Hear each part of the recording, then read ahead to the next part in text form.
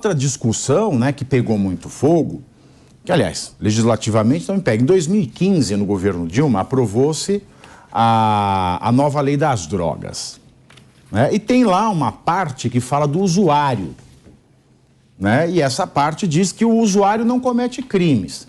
Ele tem que ser reeducado, tratado, etc. e tal, né? Pessoalmente, eu acho isso interessante. Até porque a gente não tem sistema carcerário. A gente fala de criminalizar tudo como se a gente tivesse sistema carcerário no Brasil, né? Mas não tem. Aí, essa pauta, a Rosa Weber está 8 anos, né, indefinido, porque desde a sua aprovação até hoje, tem uma ação direta de inconstitucionalidade desse artigo. Aí, a Rosa Weber ia votar esta semana. Ia pôr para votar. Mas ela tirou de pauta já de novo. Jogou para as calendas. Não se sabe quando vai votar. Porque a discussão agora é essa. O Supremo quer descriminalizar as drogas. Não é as drogas, são os usuários. E o problema do artigo ele fala de pequenas quantidades. Mas o que é pequena quantidade? Esse é o problema, né? O que o senhor acha que vai acontecer? O Congresso vai fazer alguma coisa? Vai voltar para o Supremo isso aí? Ou a gente vai continuar como está para ver como é que fica? Comigo? O meu posicionamento, eu vou ser muito claro. Eu não gosto de interferir na vida privada, mas na questão das drogas, independentemente daquilo que as pessoas gostam ou não gostam de fazer, eu sou extremamente radical. Eu acho que a solução é a lá Rodolfo Giuliani, ok? Eu acho interessante quando você fala assim, no caso do usuário, sim, deve ter tratamento, mas que usuário, quando começa o tratamento, ao ponto dele ter se tornado dependente e se torna uma questão de saúde? Como é que a droga começa? Todo mundo já deve ter visto em algum local, começa sempre te entregando um copo cheio para que você entre no barato. A partir daí, você se torna escravo daquilo e você começa a fazer parte do círculo. Qual é a grande questão? O que o Supremo está fazendo, supostamente, ele está preocupado com o usuário. Mas se ele se preocupar com o usuário de uma maneira em que ele não trata a droga na sua completude, na sua integralidade, o problema não se resolve. E nós vamos estar sempre ficando reféns de indivíduos que fizeram escolhas. E eu não posso arcar com a escolha do outro, que é uma escolha individual, porque não são, a grande maioria, eu posso estar enganado, eles entraram por decisões próprias, exceto aquelas crianças que ficam aqueles marginais na porta da escola tentando passar alguma coisa para entrar no barato, isso é outra coisa, tá?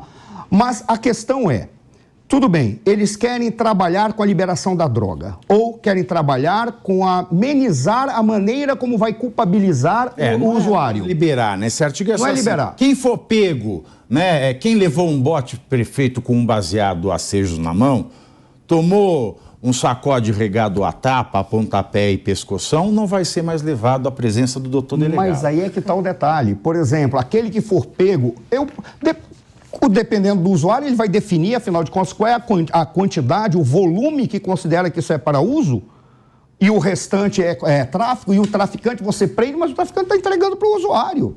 Ou seja, é algo que tenta criar um espaço para ampliação da consideração, porque vai começar aí e depois vamos colocar, mas veja, nós já resolvemos um problema, agora vamos resolver outro. Será se a liberação não resolve? Não, não resolve, a liberação não vai resolver. Sei que não estão tratando disso. Por que não resolve? Porque vai manter o mercado, vai manter a produção vai se especializar e vai potencializar aquela droga, é que nem quando você tem determinadas drogas lícitas, que você vai aperfeiçoando para ficar cada vez mais gostoso, e vão potencializar cada vez mais, e não vai acabar o mercado paralelo, porque a primeira coisa que tem, quando você regulariza, já tem um cara pensando, como é que eu posso ganhar mais dinheiro com isso, sem entrar nesse sistema, entrando paralelamente. Voltando, a droga ela passa por questão de educação, questão de repressão à produção e à comercialização e tentar matar a charada de como você coloca o usuário neste problema sem que isso signifique extirpar as condições dele voltar para a sociedade de uma maneira tranquila. Isso vai passar por tratamento, mas tudo bem, se passa por tratamento, tem primeiro que identificar. Este cara, esta pessoa, eles escolheram, eles têm que ser não punidos, mas eles têm que dar a ele uma carga de responsabilidade de acordo com a sua escolha. Porque é uma escolha. Todos tivemos oportunidade, todos vimos. Exemplo, começa todo mundo falando da maconha. Eu não conheço um maconheiro que seja um cara violento ou gente ruim, mas é a porta de entrada. Normalmente é tudo cara de leso, né? Pra lá, pra cá. Mas é a porta de entrada. Ou seja, não adianta a gente estar tratando isso como se fosse uma questão de um consumo de um produto no supermercado, porque não é. Ou fazer a comparação com as drogas lícitas, supostamente álcool. Álcool não é droga, é alimento. Nesse ponto, você sabe que esse é o ponto que mais me incomoda na sua reflexão. Não da sua reflexão, mas da realidade dos fatos que o senhor trouxe. E eu juro que eu não tinha pensado sobre esse viés. Porque, Holliday, o cigarro é ultra taxado, né? Ele tem um imposto pesadíssimo. E esse imposto, porque diz que o cigarro faz mal à saúde, então ele tem que financiar o Sistema Único de Saúde. Não é? Aí a bebida também. A bebida ela tem um tributo grande. Então, supostamente, os tributos eles financiam os problemas que o álcool e o tabaco trazem na sociedade. Agora, a droga não tem tributo. A droga não tem tributo. O governo já não consegue tratar dos tabagistas e dos alcoólatras, cujo bem de vício paga imposto. Como é que o governo vai conseguir realizar, não é, essa fantasia de salvação dos viciados? Principalmente porque um tratamento de cocaína, por exemplo, eu fiz meu mestrado e doutorado conjugado com psiquiatria, né? Psiquiatria aplicada ao direito civil. O tratamento mais eficaz é estimulação neuronal eletromagnética, custa uma fortuna e você não pode ter comorbidade psiquiátrica. Crack, chance de reverter o vício, 0,001%. É baixo. Então vai ser uma gastança de dinheiro à toa, em vão? Como é que você vê isso em política pública? Só fazer uma coisa, você falou das drogas que são as mais conhecidas, mas está chegando no mercado umas que a reversão é zero. Porque vai o aperfeiçoamento da droga, o barato tem que ser cada vez mais forte. E que mata mais rápido. E mata mais rápido. Então aí a pessoa, a gente ou trata de uma maneira completa, desculpa, Holly, claro. Ou trata de uma maneira completa, com seriedade, ao invés de olhar apenas um elemento e dizer assim, eu estou preocupado com ele porque ele merece uma perspectiva humana. Eu sei que merece, e eu não estou desumanizando, mas eu não posso simplesmente passar a mão na cabeça de uma escolha. Claro. Não dá. E até porque, se você falar em saúde pública, quantas pessoas não morrem de diarreia no Brasil porque não tem saneamento básico? Exatamente. Não, e eu acho que assim, um dos pontos que sempre levantam quando vão defender essa questão da flexibilização ou legalização das drogas é de que nós precisamos olhar as experiências internacionais. E cada país, ou no caso dos Estados Unidos, cada estado tem as suas particularidades. E alguns desses casos acabam dando errado, ou pelo menos com consequências não esperadas. Na Holanda, por exemplo, a gente vinha tendo uma flexibilização desde a década de 70. Se você for analisar os números ao longo das décadas, aumentou cada vez mais o número de usuários de droga na Holanda. Ou uma experiência mais próxima, mais recente, em 2013, aqui no Uruguai, você teve a legalização da maconha. Havia a expectativa de que o tráfico fosse diminuir a sua atividade, ou de que fosse acabar. Não acabou. Pelo contrário, a apreensão de maconha ilegal aumentou nesses últimos anos e a violência por conta do tráfico, inclusive, também aumentou no Uruguai. Então, veja, não é uma solução tão simples assim. Eu estava assistindo... Se fizesse isso aqui, São Tomé das Letras não ia ter mais pousada. Ia acabar os discos voadores também. Os OVNIs, adeus. Eu estava assistindo um pedaço do julgamento de 2015 e aí eu vi a sustentação oral do doutor Augusto de Arruda Botelho, que inclusive está no governo federal. E aí ele dizia justamente, olha, é uma questão de liberdade individual, eu não consigo enxergar crime no sujeito que compra a droga e vai usar dentro de casa. Assim, eu realmente, quanto ao ponto da criminalização em determinada quantidade, realmente é super discutível. Mas há uma consequência direta, sim. Essas pessoas estão financiando o tráfico de drogas. E o tráfico de drogas, por sua vez, está destruindo a vida de crianças na favela, está colocando trabalhadores em risco, está, inclusive, gerando violência urbana que mata jovens negros todos os dias na favela. E, inclusive, essas mesmas pessoas argumentam sobre isso, sobre o risco da violência urbana na favela. Então, peraí, não é que não há nenhuma consequência eu comprar uma droga ilegal e usar dentro do meu apartamento fechadinho? Você está financiando a violência do país. Então, consequências há. Não é um debate simples, não é um debate polarizador que você pode simplesmente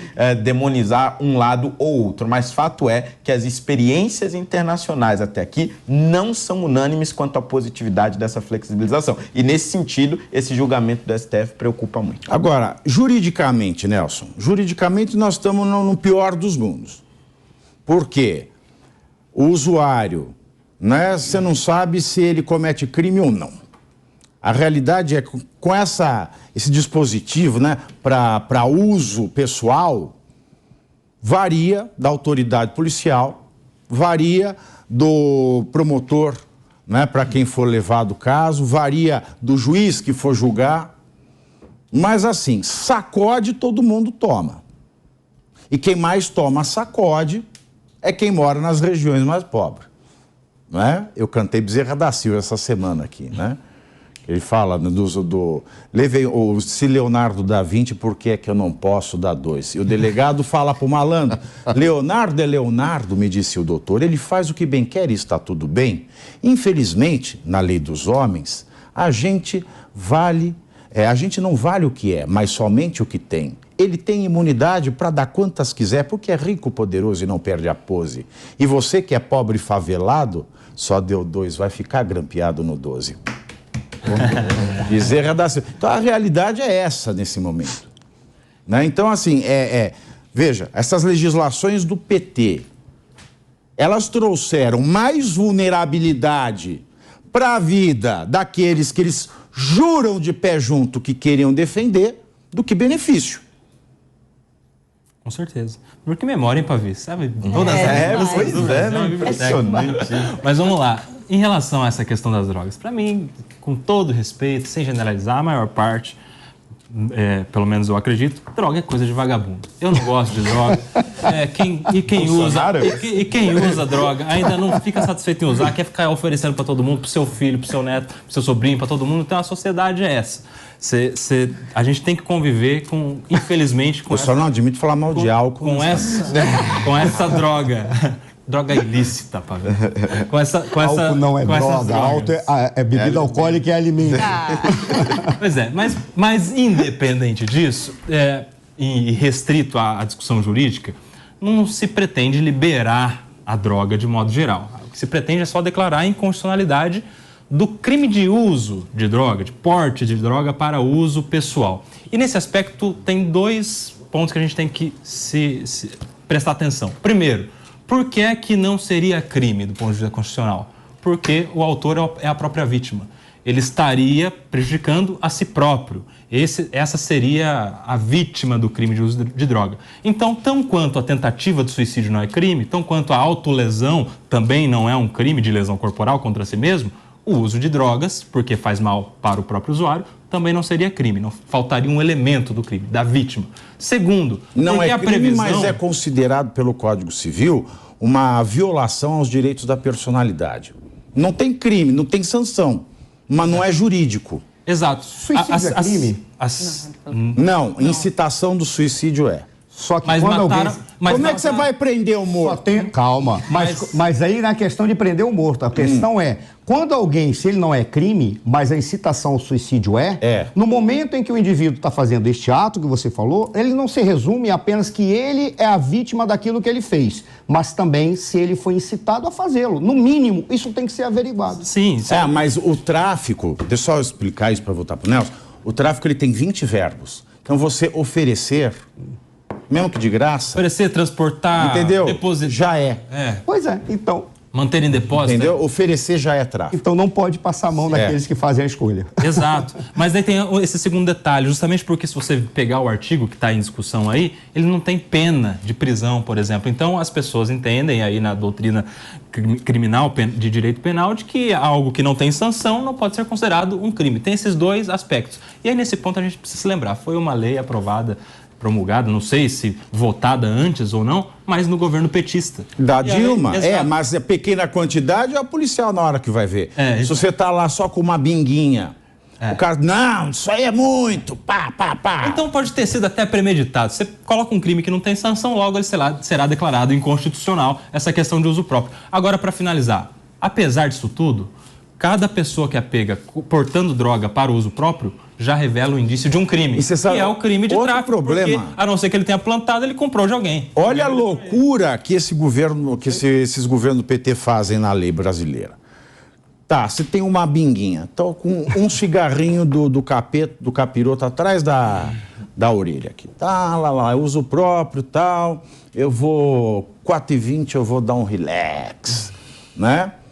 Aí a pequena quantidade para uso próprio. Tá, ok. O senso comum diria que é. Mas, meu querido, se eu pegar e tiro daqui e dou um tapa, fala assim, Nelson, dá um tapa aí. O Nelson pega, dá um tapa, já vira tráfico. Olha que loucura que é a lei mal feita. Bem feito. Já vira tráfico. E aí o negócio da pequena quantidade já cai por terra. Sutileza do negócio. Não é? Exatamente. Olha como esse PT ele só foi minando as leis.